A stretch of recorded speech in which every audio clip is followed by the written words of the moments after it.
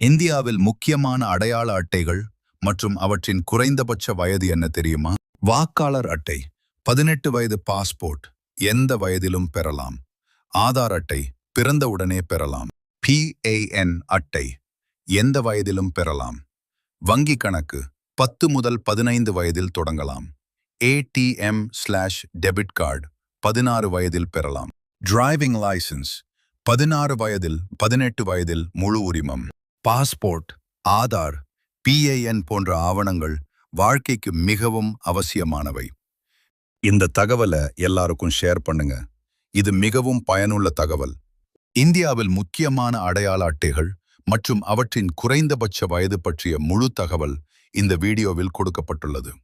Aadhaar, BAN, passport, driving licence, voter ID போன்ற ஆவணங்கள் எப்போது பெறலாம் என்பதை தெரிந்து கொள்ளுங்கள்.